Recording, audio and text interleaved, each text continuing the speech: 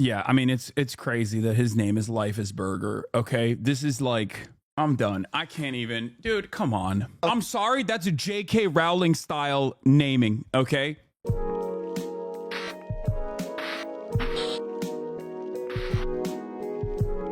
saying it. All right.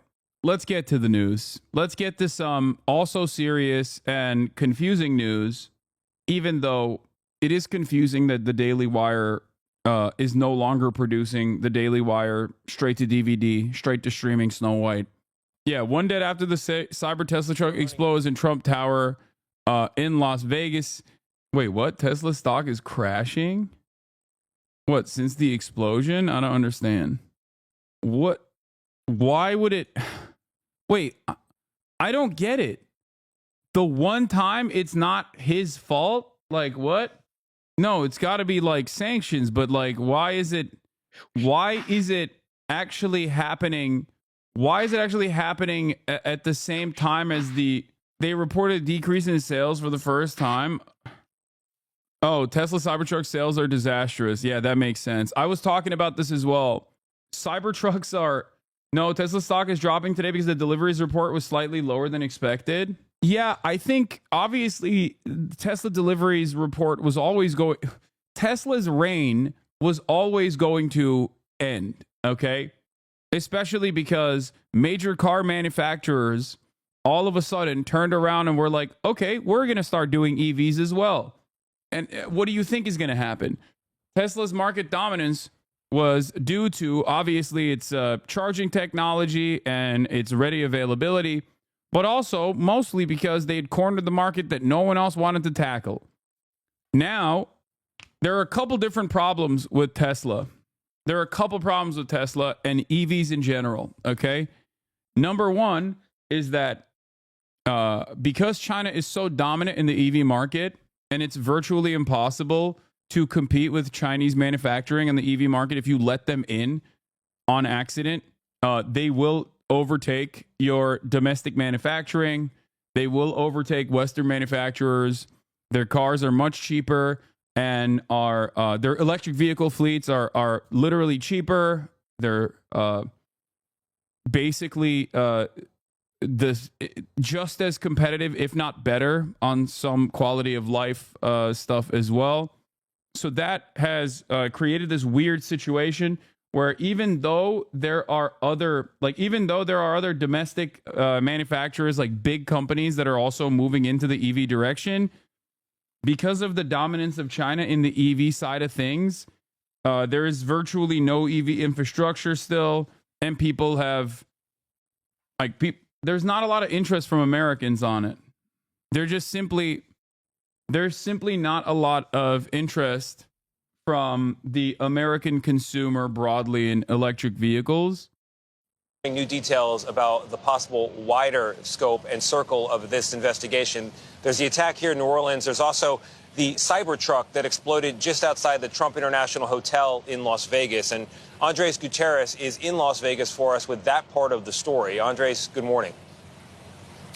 Good morning, Tony. Sources tell CBS News that the Cybertruck was rented to a Matthew Livelsberg, an active duty member of the U.S. Army who is currently on leave. CBS did speak to two of his relatives who said that they had no idea that he was involved in this incident, but knew that he had recently rented a Cybertruck. We're told that his wife hadn't heard from him in several days.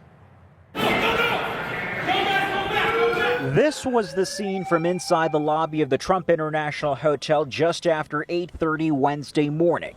A 2024 Tesla Cybertruck engulfed in flames in the valet area just outside the main doors. We saw sparks. It was pretty fast.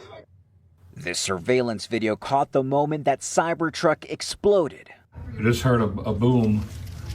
Oh my God.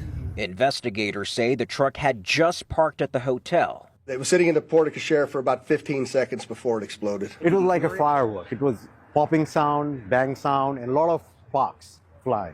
As police moved to evacuate the 64-story hotel, firefighters worked quickly to put out the fire. Once the fire went out through the suppression efforts of the fire department, you'll see some of the evidence in the back of the vehicle. So those are gasoline canisters. They are camp fuel canisters, and large firework mortars. Police also said that because this explosion happened in a Cybertruck, the damage was very limited. Tesla CEO Elon Musk explained why in a statement on social media, writing, quote, "The evil knuckleheads picked the wrong vehicle for a terrorist attack." Like, what's the right vehicle for a terrorist attack? Like, it doesn't. It's a strange way to talk about things, you know? Also, Elon Musk had to change his account immediately. Remember, he changed his name to like Kekius Maximus or whatever. Unfortunately for him, this happened, so he couldn't keep his account as Kekius Maximus, and he had to change it back to Elon Musk immediately to do PR. What happened? Right to privacy folks who own Teslas must be thrilled to learn that Elon records footage of them at every charge up. Apparently, he also has the digital keys to all the vehicles in case any corpses need to be removed. The sheriff said Tesla CEO Elon Musk helped the investigation by having the truck unlocked after it auto-locked in the blast and giving investigators... Yeah, I think it's pretty funny for... like, obviously, it's not necessarily like a bad thing that... like, there is some sort of, like, fail-safe. But it is funny that it auto-locked during the blast. Elon was like, it's the worst car to kill yourself in. Or it's the worst car to do a suicide attack in. It is the best car to kill yourself in, though. It'll kill you even if you don't want to die, actually. It will auto-lock you. Teslas auto-lock when they're on fire. Perfect vehicle for a terror attack here. Okay, chill. Auto lock in case of fire to protect the fire from getting out. Yeah. Yeah, because if you're on fire inside of a car and you unlock the door and you get out, then you can spread the fire technically. It's a smart move from Elon Musk. The smart move from Elon Musk also is that it's better if the person just dies in this fire rather than survives and then ends up suing the manufacturer, you know? Attack. Cybertruck actually contained the explosion and directed the blast upward. Not even the glass doors of the lobby were broken. And so now authorities are looking into several parallels between this incident and the attack in New Orleans. Besides... Yeah, his name change thing was very funny. A story in 4 parts. Kekius Maximus. Imagine you're a journalist. You're writing about Elon on X, and it goes, Elon Musk, a.k.a. Kekius Maximus on X, crying, laughing emoji. Elon Musk quote retweets it and says, this will be priceless. And then this happens, and Elon Musk immediately changes his profile picture and name. Turns out it's not priceless. Turns out maybe it's necessary. What happened? I thought it was going to be priceless when Kekius Maximus was talking about, you know, how Cybertruck is the worst car to do a terrorism in. Is he laughing at his own joke again? I mean, you got to do that sometimes when no one else is laughing. You got to train your audience to laugh. Oh, this was also funny as well. Marcus Brownlee sells his Tesla Cybertruck. Elon unfollows him. This was before the explosion, by the way. Yeah. Okay. We got another base Bill Burr take. Okay, we'll look at that in a little bit. You are not allowed to sell your Tesla. You're never allowed to sell it. You have to sit on it. It's a timing on New Year's Day. Both involved trucks that were rented from the Turo app, and both did involve U.S.-born military service members who served in Afghanistan around the same time. Officials in Vegas talking now about the Cybertruck attack there at the Trump Hotel. Let's listen in. As many of you went to sleep last night, and I just want to give you an update on a lot of what it is that we found through the processing of the Cybertruck. This is a joint investigation involving the FBI, the ATF, the Las Vegas Metropolitan Police Department, and these folks worked through the night and found a lot of stuff that is very useful for this investigation. as you look at this Cybertruck here, we had to transport this down to our fleet services so that we could really get through this thing. And I remind you that the subject inside wasn't able to be removed for a very long period of time because he was burnt beyond recognition. And so as we continue to move through this, I'm going to talk a little bit about his identity and what we believe, but I would like to highlight a couple of things that the teams found inside of the Cybertruck that are useful to the investigation. And that, first and foremost, is a military identification. We also found a passport. We found a Desert Eagle 50 caliber semi-automatic pistol. And if you'll notice on a lot of these guns that we're going to talk about here, they're almost just burnt beyond recognition as well.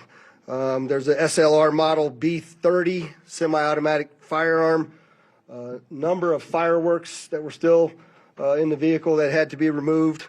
Notably, we found an iPhone. Yeah, I mean, the man suspected of being behind the Tesla Cybertruck explosion in Las Vegas was a big supporter of Donald Trump and voted for him in November. Dude, I don't know what is going on in the United States of America. I'm willing to, I mean, this in and of itself reads very weird. It reads very strange. Okay? This story is weird. It's like, I don't know anymore. I don't know if it's like a psyop or what. I don't know if it's a psyop or if people are just unwell. Like it's a very, very weird story. Okay. Maybe an accident. Gonna be real funny if this guy was just a hog who had tons of fireworks to celebrate and just blew up by accident. But I got, dude, I'm not gonna lie, I got nothing. I just don't know. I don't know what the hell is going on. I don't know what is happening. I feel like people are unwell, so it's difficult to ascertain whether or not this is a byproduct of people that are unwell, or if it's, I don't know, the State Department activating a sleeper cell in the wrong time or something. I don't know. But I also feel like one of those like Trump supporters who always is like after every mass violence incident, like after every mass shooting, they're like, oh, it's a psyop. To do what? I don't know. You know what I mean? If you were to come at me and ask me, okay, what's the psyop? I have no answer for you. Do you know what I mean? Like, what is happening? What is going on? Like, the ISIS one makes kind of sense from a psyop angle, right? It's like instilling fear about ISIS, but ISIS also doesn't make sense. Like, it would be better if you were going to do if I'm the government and I want to manufacture consent and instill fear in the heart of Americans, I would probably not hit an ISIS angle. I would hit a Hamas angle. I would be like, oh, this guy was a supporter of Hamas, or this guy was a supporter of like Iran or something. You know what I mean? Or he's a Chinese supporter. He's a supporter of the CCP or something. Like, it doesn't make sense. When you say ISIS, people go, ISIS 2025 doesn't make any sense. His wife was an anti-Trump person in 2016. Wait, are you talking about NOLA guy or Las Vegas? If this guy has a wife and also is a divorced dad, I'm going to lose my mind, because then both of the people are the Vegas guy. So both of the people are possibly former wife guys turned divorced guys, not divorced. NOLA guy was legitimately just an insane psychopath. This one seems most likely like a dumb accident. FBI are in Colorado Springs investigating a lead into the Cybertruck explosion. Dude, I just don't get it. I don't get it. I don't understand what is going on. I'll be honest with you. I'm going to be very, very honest with you. This stuff is just like, I don't know. I'm at a loss for words here. Like, even Matthew Thomas Crooks being a registered Republican and then shooting at Donald Trump because he was like, I'll kill any president that comes into my neighborhood. I don't even care. Like, looking at his background, looking at his profile, looking at his like political ideology and trying to figure out what was going on. it just kind of reads as a guy who was a loser and wanted glory for himself and thought, if I shoot at any president that comes into Pennsylvania, into my quiet suburb, I'll get it. Instead of doing a mass shooting, I'm just going to do this instead. So that part, albeit crazy for any other country, makes a lot of sense for America because gun violence is a constant part of our lives. But then you have NATO guy Ryan Ruth, who is also a former Trump voter, who bricked his brain and also was spending a lot of time, it seems, around Fort Bragg. Okay? Partially because he had 1,000 combat-ready Afghan troops that were NATO trained, ready to go, ready to operate in Ukraine. That was his thing. Ukraine was his big thing. He was a Ukraine guy. Okay? That's weird. That's a weird situation. Okay? Now you have 2 other vets that have also spent time at Fort Bragg. 2 other vets in 2 separate parts of the country. Don't dead name Fort Liberty. Okay, stop.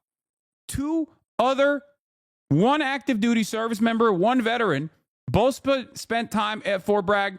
Both went to Afghanistan. Don't know if the other vet is, don't know if the NOLA guy was also, don't know if the NOLA guy was also a Trump voter, but like, they both use Turo to rent cars. They're both electric vehicles. Like, I don't know what's happening. It's weird. Bizarre, but NOLA guy is the one who filed for divorce, not his wife. I read through the divorce records yesterday. Wife accused him of abuse and cheating. That's all the tea. Why doesn't it make sense? Why is it hard for you to believe these guys did it in their own? It's not the first time someone or a group of people were radicalized and did an attack and pledged allegiance to ISIS. You sound like a MAGA hog. What is an acceptable reason for you? I mean, I don't think you need to be like a MAGA hog to look at a situation like this and go, it's a little odd that the first day of the new year led to 2 veterans popping off in very different ways in different parts of the country. You know, I think it's weird if you assume they're connected via their divorces. No, I don't think they're connected via their divorces. The guy is not even divorced. This guy is not even divorced. I'm saying that, like, there is a point of radicalization for both of these people, most likely, if this wasn't an accident, because we still don't know exactly what happened here. We don't know what the motive is. We just know the person's background. And it's weird. The background is weird, especially because he's still an active duty guy. The other guy, the NOLA guy, was also a normal dude, which is crazy. Like, he was a very normal dude. He had a life. He had a wife. He had children, I think. Like, he had a career. And people say, I mean, the media has been covering his background saying like, well, he was $30,000 in debt, which is a lot of money to be in debt. But also the average American student coming right out of college has more debt than that. You know what I mean? So that also doesn't make a lot of sense either. Like, what American doesn't have a tremendous bounty? What American does not have a tremendous amount of debt that they have to pay off? It's just... It's weird. It's a weird situation. And a smartwatch, and then several credit cards were also in the name of our subject. Our subject is 37-year-old Matthew Livelsberger. He's of Colorado Springs, Colorado, born July 22nd of 1987. Now, as you'll see here on a picture of his driver's license, let's see, the question really still remains for me, and I know that there's a lot of you folks in the media that are identifying this person as the person in our vehicle. As I mentioned to you already, his body is burnt beyond recognition, and I do still not have confirmation. Yeah, I mean, it's crazy that his name is Life is Burger, okay? This is like, I'm done. I can't even. Dude, come on. Life is Burger? Life is Burger? Life is Gun? Gun and Burger? Gun Burger? Is this a joke? Are you joking? We're not a serious country, man. We are a deeply unserious nation. 100% that is the individual that was inside of our vehicle. And so as I'm calling it now... I'm sorry, that's a J.K. Rowling style naming, okay? Oh yeah, here we have an American character. His name is Matthew Lifesburger. His name is Matthew Hamburger. Like, what the hell? No. If I read this in a book, I'm like, come on, dude. This is disrespectful. Like, that's not Really? Like you think, oh, American guy. His name is Hank Cheeseburger. Okay. Shut up. The subject or person of interest. I will not come back until I have the confirmation through DNA or medical records that this is indeed, in fact, the subject inside of the vehicle. Now, further complicating this identification of this individual, we also discovered through the coroner's office that the individual had sustained a gunshot wound to the head prior to the detonation of the vehicle. One of the handguns was found at his feet inside of the vehicle. Obviously, in how we're trying to identify him, and I'm feeling comfortable to give you this information, is a tremendous amount of substantial evidence to include he rented the Turo vehicle.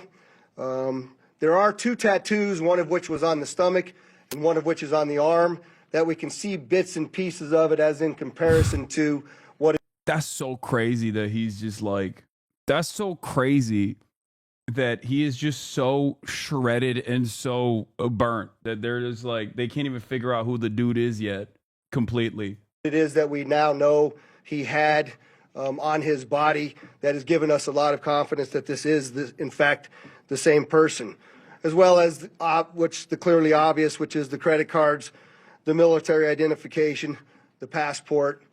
And then furthermore, as you'll see here in just a very short period of time, we tracked his movements from Colorado to Las Vegas.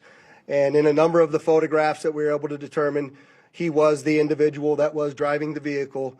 And also, I'd like to iterate this point to you.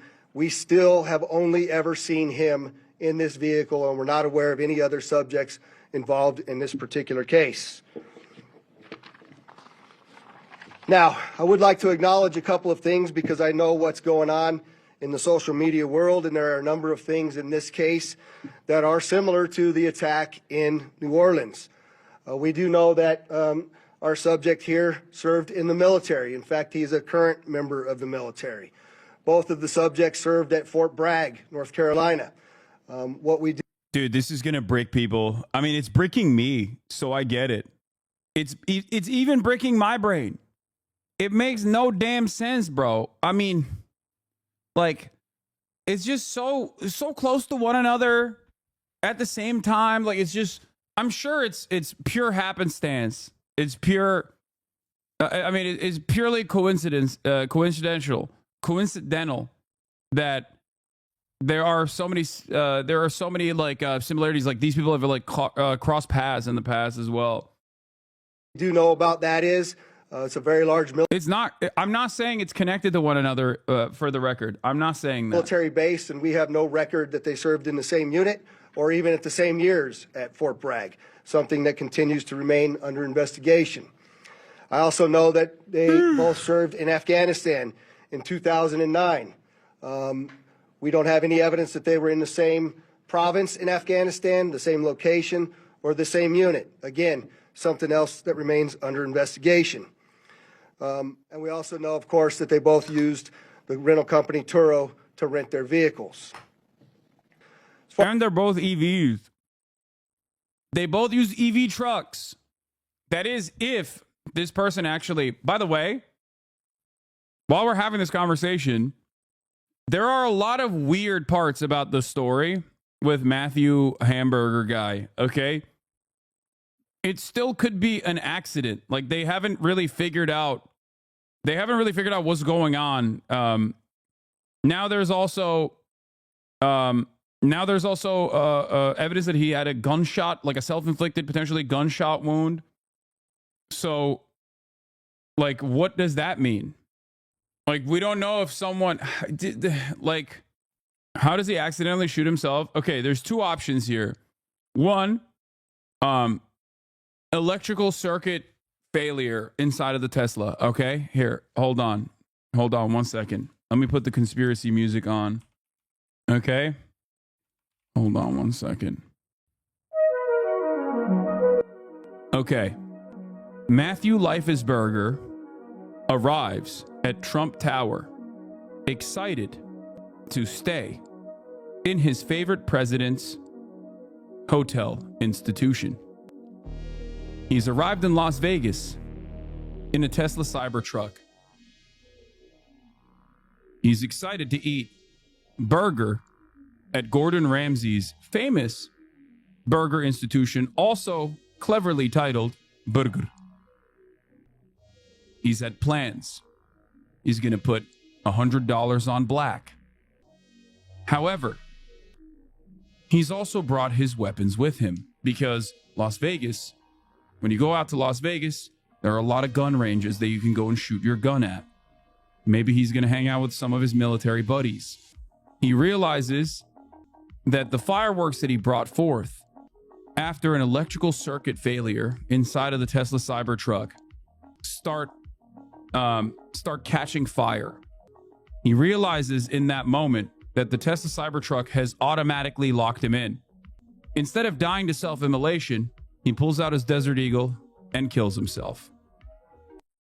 Or, here's another conspiracy. Matthew Leifesberger gets to Trump Tower, excited for the time off that he has with his buddies. Again, electrical circuit failure causes the fireworks that he brought with him that he was going to explode, and maybe even the Tannerite, and shoot in the Las Vegas desert, start catching fire. Tesla doors are locked. He's desperately trying to get out of the car, but the car catches fire. In that eruption, the Desert Eagle goes off and actually domes him. There you go. Bro, he had gallons of gas in the back with the fireworks. No way it was an accident. Or, okay. Green Beret Matthew Leifesberger, famous for conducting dark money shadow operations and special operations all around the world, fucks over the wrong cartel boss. So the cartel boss kills him, dumps him in the car. They've also figured out how to do Tesla self-driving, Cybertruck self-driving. The Cybertruck self-drives with the dead Matthew Leifesberger in it, and then they detonate it remotely outside of Trump Tower. Okay. Now you're making stuff up? Yeah, I am. Everything that I'm saying is made up. But also, yeah, the fireworks and all the guns and stuff, like you might be thinking is weird to bring to Las Vegas. But there is a valid reason for why he might have brought that. Like he might have genuinely, not saying that this is the case, but he might have genuinely brought all of those fireworks and like gas canisters and everything else and like go out in the desert and shoot stuff. Sounds like you're covering this up. Wait, what? How am I covering it up when I'm even like leaning into conspiracy stuff? I think anytime you are transporting explosive material in a Cybertruck, you're making a dangerous gamble, okay? Also, Seth Harp is a veteran who writes extensively on the Rolling Stones, writing a book on this as well. The Fort Bragg murders. At least 44 Fort Bragg soldiers died stateside in 2020. Several of them were homicides. Families want answers, but the Army isn't giving any. Fort Bragg is a very weird place, which makes things even a little bit more unique and interesting. Anyway, I got to pee. As far as his military background, it's been confirmed by DOD that he was indeed in the United States Army. He was also a Green Beret operations sergeant who spent most of his time at Fort Carson, Colorado, and in Germany. He was on approved leave from Germany, where he was serving with the 10th Special Forces Group. He was also previously in the National Guard and the Army Reserve. I'd like to point out to you that through exceptional joint investigative effort, we've gotten to a place where we believe we can show you his route to Las Vegas from Colorado, and Carlos will put up the map there for you. And we know that he rented the Cybertruck in Denver on December 28th. We tracked his movements through the Tesla charging stations to Monument, Colorado on December 30th. On the 31st of December, the truck was charged in Trinidad, Colorado, Las Vegas, New Mexico, and Albuquerque and Gallup, New Mexico. On January 1st, the truck was charged in Holbrook, Flagstaff, and Kingman, Arizona. We last tracked the truck in Kingman at 05:33 yesterday morning. The truck was first spotted in Las Vegas at 7:29 a.m. yesterday. And Carlos will pull up a picture of the truck pulling onto Fashion Show Drive here.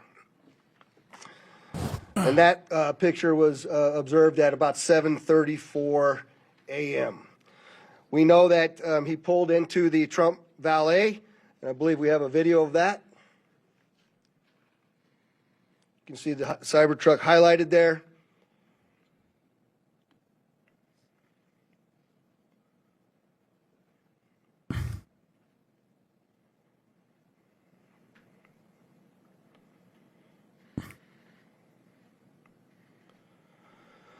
Wait, so what? Through extensive surveillance video, we were able to track him leaving there, and we know that he went to several different places along Las Vegas Boulevard, and he spent some time in a parking lot of a business near Flamingo and Las Vegas Boulevard. We then have a video of the truck pulling back onto Las Vegas Boulevard from the Sands.